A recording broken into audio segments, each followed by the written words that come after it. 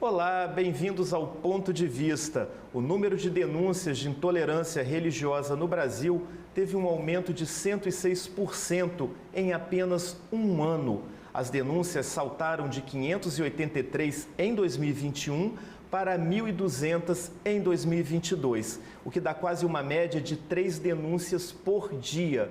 E os principais alvos deste tipo de violência foram os praticantes de religiões de matriz africana, como a Umbanda e o Candomblé, por exemplo. E um outro detalhe, 6 em cada 10 vítimas são mulheres. Só nos primeiros 20 dias de 2023, o Disque 100, um canal para denúncias de violações de direitos humanos, registrou 58 ocorrências de intolerância religiosa. Hoje, no Ponto de Vista, nós vamos tratar de uma série de questões que envolvem a intolerância religiosa, conversando com a pesquisadora do Núcleo de Estudos Afro-Brasileiros da UFES, Patrícia Gomes Rufino Andrade.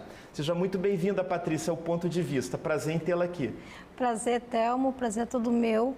E vamos dialogar sobre essa questão que é fundamental para que a gente possa aí enfrentar a violência estrutural do racismo na nossa sociedade. Você, como uma pesquisadora do racismo, você saberia dizer para a gente a origem desse racismo e dessa intolerância religiosa que nós temos hoje, principalmente com relação às religiões de matriz africana? Então, Thelmo, o nosso país, historicamente, a gente precisa se relembrar da história, né? O nosso país foi construído historicamente sobre o genocídio dos povos originários, sob um processo de escravização extremamente violento, com relação à população africana que veio para o Brasil. Então, a gente tem que entender que todo esse processo, ele construiu o estereótipo racial, principalmente o estereótipo da discriminação dessa população. Então, quando nós falamos de racismo religioso, de enfrentamento à violência, nós estamos dizendo de um estereótipo social, com relação à população, principalmente a população africana no Brasil, e de como essa população africana foi construindo e foi estruturando as suas culturas aqui nesse país. Então, falar de violência com relação a essa população, com relação aos terreiros, é falarmos sim do racismo estrutural. Pois é, e além da questão do racismo estrutural, a gente tem uma ligação também muito forte, dessa intolerância religiosa com a misoginia, porque as mulheres acabam sendo as maiores vítimas dessa intolerância, não? Então, os terreiros, na verdade, eles são grandes territórios, principalmente territórios guardiões das matrizes, principalmente das mulheres, que trouxeram essas tradições para o Brasil. E aí acho que a gente pode também falar que nosso país é um país extremamente machista, misógino, e tudo isso vai eclodir no processo de violência nesses territórios. Então, a violência que existe com relação às religiões de matriz africana, pelo estereótipo racial brasileiro, com relação à questão de gênero, ela permanece e tem crescido. Eu acho que é importante que a gente comece a dialogar e construir políticas e punições efetivas com relação a essa questão. Bom, Patrícia, a intolerância religiosa com essas religiões de matriz africana, ela sempre existiu. Na verdade, nem seria a intolerância a palavra mais adequada, mas o preconceito. Agora, o que a gente percebe de uns tempos para cá é que esse preconceito, ele vem se traduzindo em violência, em agressão, inclusive comprometendo a integridade física dessas pessoas que são praticantes dessas religiões. É uma percepção equivocada dizer que essa violência, ela aumentou a partir do surgimento de determinadas denominações religiosas neopentecostais? Não é uma visão equivocada. Sidney Nogueira já fala isso na sua pesquisa sobre a intolerância religiosa, que na verdade nós queremos entender, não a intolerância, porque tolerar seria muito pouco, seria o respeito à dignidade humana e à escolha de cada sujeito, mas pensar isso com relação ao crescimento de outras religiões cristãs e que também tem no cerne das suas do seu trabalho, dentro do seu dogma de fé, o ataque, né, ou a violência aos terreiros e principalmente fomentando esse racismo religioso. Então é importante a gente tentar pensar nessas agremiações, nesses conjuntos de religião, que exista um diálogo, principalmente para enfrentar esse preconceito.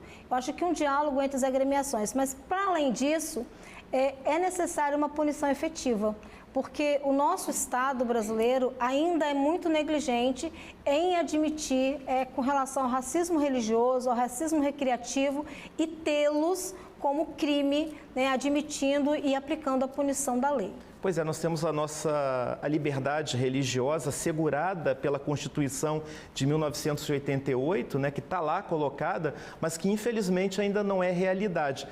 O que na sua opinião, está faltando? Então, a gente pode adequar isso, o imaginário racial, né, desses sujeitos da justiça, né, que precisam urgentemente rever os seus princípios e a condição, né, efetiva do cumprimento das leis. Com relação também aos agentes, né, que estão recebendo as denúncias, como que essas denúncias são acolhidas, porque muitas vezes elas são menosprezadas, né, tidas como de menos importância e muitas vezes não são levadas de fato como crime.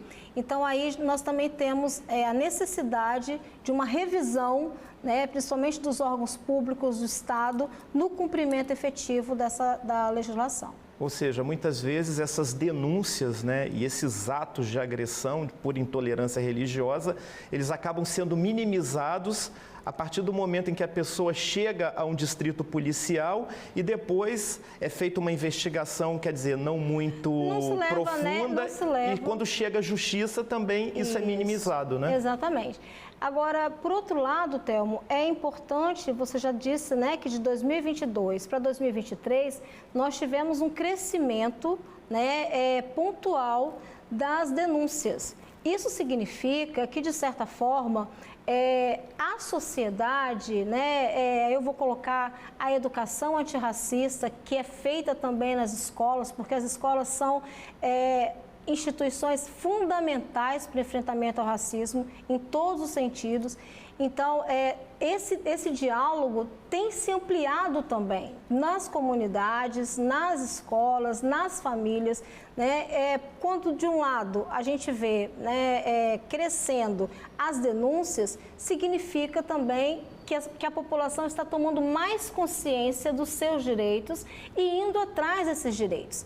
Então, é necessário agora que o Estado realmente faça com que seus aparelhos possam ter condições, né, e capacidade de acolher essas denúncias e cumprir efetivamente, né, o processo de criminalização necessário. Você acredita que pode estar havendo uma certa subnotificação dessas denúncias? Claro. Nós temos um grupo, por exemplo, vou trazer um exemplo para você. Nós temos um grupo de pesquisa na universidade, o Religafro. Ontem mesmo eu conversava, né, com um professor pesquisador e ele dizia o seguinte: nós estamos chegando na região metropolitana, um mapeamento de mais ou menos uns 380 casas de religiões de matriz africana. Veja bem, se nós temos 380 casas espalhadas na nossa, né, comunidade, da região metropolitana, nós devemos atender aí um público, né, bem grande com relação à população capixaba, por exemplo. Isso no contexto, né, de uma região, de uma macro-região. Imagine isso no contexto, né, do Estado do Espírito Santo, no contexto do Brasil. Então, veja bem, é necessário que a gente faça o acolhimento e tenha uma compreensão sobre essa questão. É bom lembrar também que a intolerância religiosa é crime previsto no Código Penal, com pena de reclusão de 1 a 3 anos, mas pagamento de multa. Agora, a educação, como você está colocando aí, é importante, a conscientização é importante, mas também a punição severa para esse tipo de crime tem que acontecer, né? Para que não haja estímulo a esse tipo de violência por conta da impunidade, não? Eu acho que nós não conhecemos ninguém que tenha sido preso, tenha sido detido por intolerância religiosa. Então, a partir do momento que isso não existe, que a lei de fato não se cumpre, as pessoas se sentem, né, no direito de fazer essa afronta. Então, aí a destruição dos terreiros, a invasão dos terreiros, né, a forma de menosprezar as comunidades, né, tradicionais. Então, tudo isso faz com que essa violência ela seja ainda mais expressiva. Então, assim, a necessidade da punição e que realmente seja cumprido é efetivo. Agora, você falou no início da nossa entrevista, do nosso bate-papo, né, que a educação é fundamental, assim como o diálogo, né, entre essas agremiações religiosas com essas religiões também de matriz africana. Até porque é uma convivência possível. Nós temos alguns exemplos aí, são poucos, infelizmente, mas é possível uma convivência pacífica, harmoniosa e respeitosa entre religiões de matriz africana e religiões evangélicas, católicas, neopentecostais. Sim, nós sabemos que as igrejas, os terreiros, todos os tipos de templo, geralmente eles convivem nos mesmos bairros. Então, atendem as mesmas comunidades. Então, se é possível uma convivência pacífica nos bairros, também é possível um diálogo entre esses sujeitos. Então, acho que é necessário, principalmente que a Secretaria de Direitos Humanos, as secretarias municipais, né, os órgãos que estão aí acoplados nas comunidades, favoreçam esse diálogo, né, para que acho que o enfrentamento à violência ele é feito de um processo coletivo. Né? Não existe um enfrentamento à violência de um sujeito unicamente, mas esses sujeitos coletivos, eles podem sim dialogar e com certeza diminuir, né, a condição dos seus atendidos, né, das pessoas da comunidade que sofram esse tipo de violência. Nós tivemos aí recentemente, né, na esfera do governo do estado, né, o lançamento de um programa de práticas de conscientização, formação de professores e também estudantes de práticas antirracistas nas escolas. Isso, de uma certa forma, ajuda, contribui para que a gente tenha um ambiente melhor e, consequentemente, menos racismo e intolerância religiosa? Sim, houve o lançamento da resolução, né, que favorece a Lei 10.639 de 2003 e 11.645 de 2008, para que a gente cumpra, né, a obrigatoriedade, né, do ensino de história e cultura afro-brasileira e africana nas escolas. E da educação indígena também, que possa, né, trazer mais elementos dos povos originários. Claro que cumpre.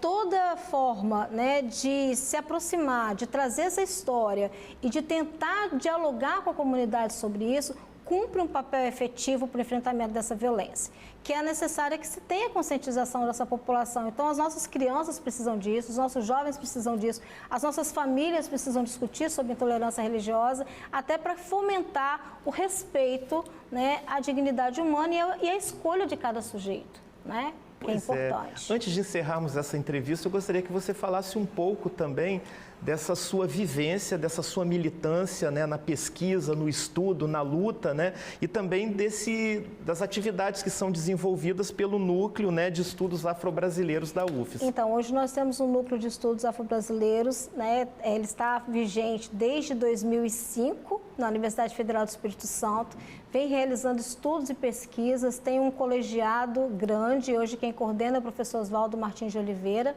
Nós temos um colegiado com vários cursos, né, de serviço social, enfermagem, geografia, história, vários cursos da universidade fazem parte desse colegiado, produzem pesquisas no estado do Espírito Santo com relação ao enfrentamento ao racismo, com relação às culturas afro-brasileiras, com relação às religiões de matriz africana, com relação à educação, pobreza e desigualdade.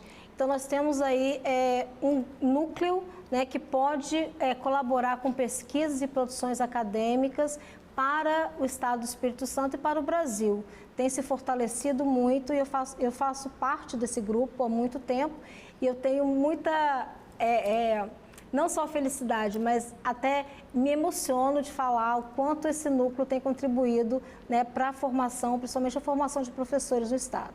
Eu sou uma militante, uma ativista da educação antirracista, tenho cumprido esse papel há muito tempo no estado do Espírito Santo, não só na formação de professores, mas também na colaboração da pesquisa nas comunidades quilombolas e afro-religiosas também. Patrícia, muito obrigado pela entrevista, parabéns pelo seu trabalho. Muito obrigada, Thelma, eu que agradeço. E eu agradeço também a sua audiência, a sua companhia. Lembrando que na semana que vem nós estaremos de volta em mais um Ponto de Vista. Até lá!